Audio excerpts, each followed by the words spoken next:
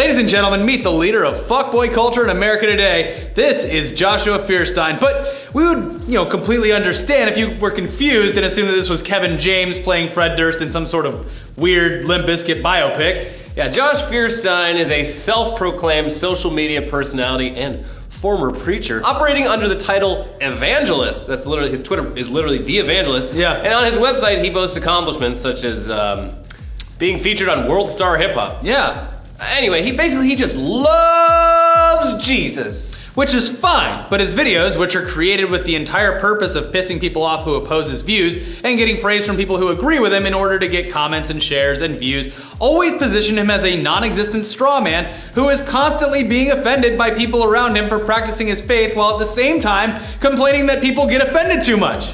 He's a completely self-serving, maniacal, and vain douchebag. Yeah. If Jesus Christ has Facebook, he is no doubt facepalming every time this toxic shithead uploads a video and gets a bunch of brainless, this right here type people who constantly feel threatened for no reason while sitting around on social media waiting for a meme or video of a loudmouth reaffirming their ill-guided beliefs so that they can share on their walls in an attempt to justify their fears to people who simply do not care. Yeah, but we digress. Let's talk about his most recent successful attempt at gaining fame and momentum as the end-all, be-all guiding light for America's Christians. Joshua Fierstein recently made a video complaining that Starbucks is waging this year's war on Christmas because they simply made their cups red and green instead of putting a bunch of snowflakes and reindeer on them, which aren't even direct images of Christmas as much as they are celebrated wintertime staple. So let's continue anyway. Yeah, so in a video Fierstein posted to his 1.8 million fans on Facebook this week, he smugly stands outside of a Starbucks location somewhere in Arizona and asks viewers,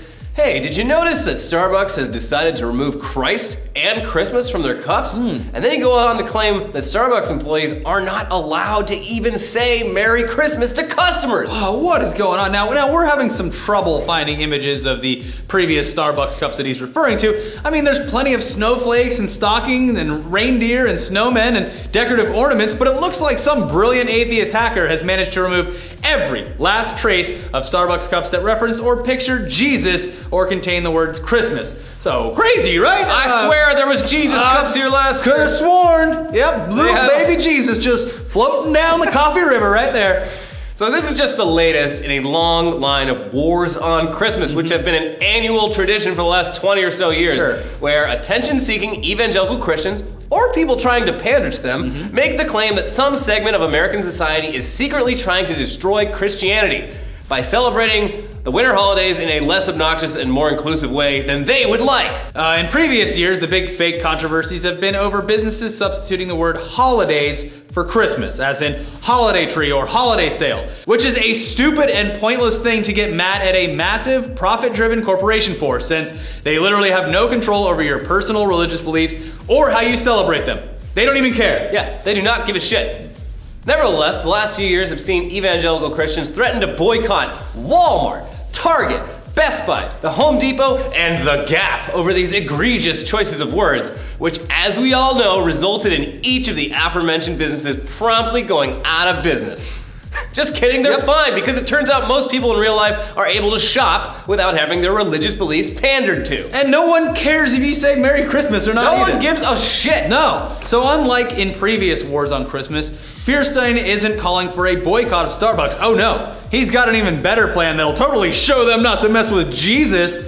He ordered his drink, and when they asked him what his name was, he told them his name was Merry Christmas, thus forcing the Starbucks employees to call out those forbidden words when the drink was ready, and even write them on a cup, thus transforming Starbucks Satan Cup back into a Christmas cup. You know what I want to say about this, though? You know what I want to say about this fucking thing? Yeah, saved. But Starbucks people always get your name spelled wrong anyway, so how are they not offending more people by misspelling Merry Christmas? Merry Christ ass.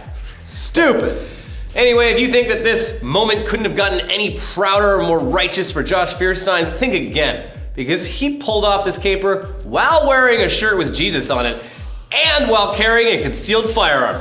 Checkmate, atheist. Yeah, take that. Never mind the fact that Arizona is probably the most gun-friendly place on earth and probably the place where your Jesus shirt is least likely to offend anyone or even be noticed. He went there. He did it. I can't imagine anyone being offended by this. In Arizona, no. Are Christians walking around being insanely offended by people who wear rabbis on their shirts?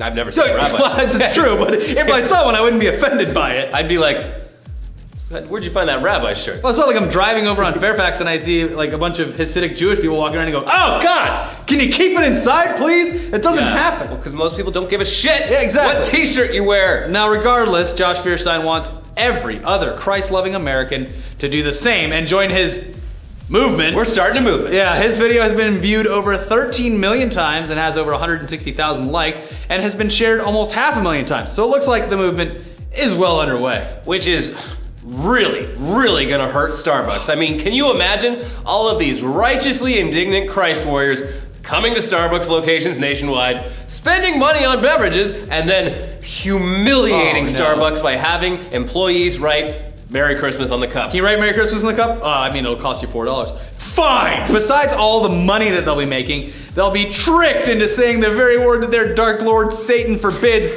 which is Christmas. Now, bizarrely enough, Satan seems to have no problem with Starbucks using Christmas in a variety of other ways, selling Christmas mugs and Christmas blend coffee. And gift cards. Oh, and they also sell a fucking advent calendar. There you go. An advent calendar, which, despite not having the word Christmas in it, has a hell of a lot more to do with the baby Jesus than fucking pine needles and reindeer on a paper cup, you fucking idiot. I hate you. Yeah. Now, we do have to give Josh Fierstein credit where it's due.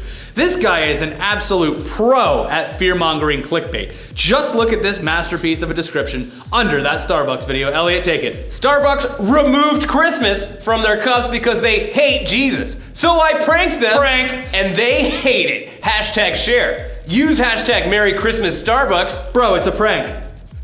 We're giving Starbucks millions of dollars because we disagree with them. It's a prank. He got her to sign that thing. It's like, I'm gonna go make a video in your parking lot. Like, by the way, I got my gun. And then everyone screams and runs away because that's terrifying. Why are you bringing a gun to Starbucks? Now, a quick glance at the rest of his Facebook posts and the articles on his website, which we highly recommend not going to, theradicals.com, that most of his Facebook links go back to, show that Josh Fierstein has absolutely mastered the art of scaring the shit out of grandmas on Facebook and my cousin. Basically lots of, quote, what happens next will blank you, and, quote, here's the shocking truth the media won't show you, and so on and so on and so forth. Click, click, click. Yeah. So, I mean, he won. Yeah, it got picked up by a bunch of media outlets. He won this year's war on Christmas. I don't know how many. I can't believe that Christmas is actually going to happen this year thanks to Josh Fierstein. He saved Christmas. Yeah. So most of the actual hashtag responses to this have been making fun of how just trivial this whole thing is. Mm-hmm. There are a lot of people that support